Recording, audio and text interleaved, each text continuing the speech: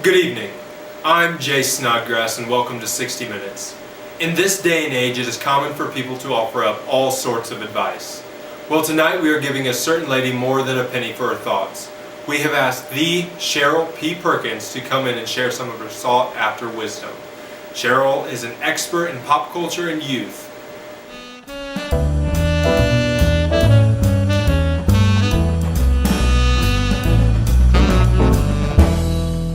We must warn you, Cheryl's a little rough around the edges, but this kind of wisdom comes at a cost.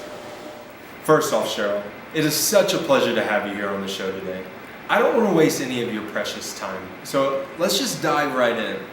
One of the most pressing questions we have for you today is how have you become so knowledgeable of the youth and pop culture of today? Jason, thank you for having me on the show tonight. I want to start off by just saying I absolutely hate the college youth.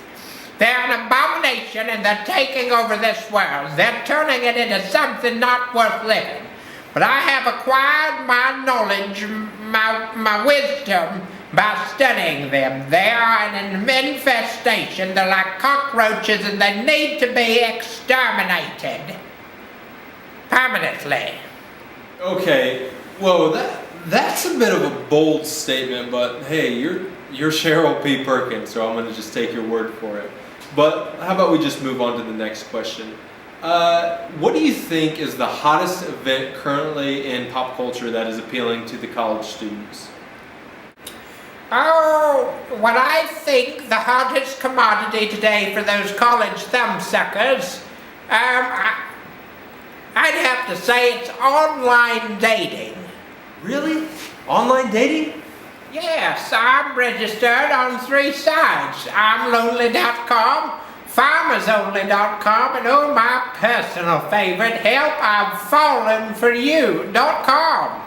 Cheryl, we've actually got your profile picture on site. Let's show our viewers. Wow, Cheryl, you really are a piece of work. I have been known to get the double take or the second look from the older fellas.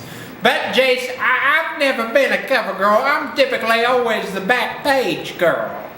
Cheryl, I hate to cut you short, but we're running a little low on time. Literally.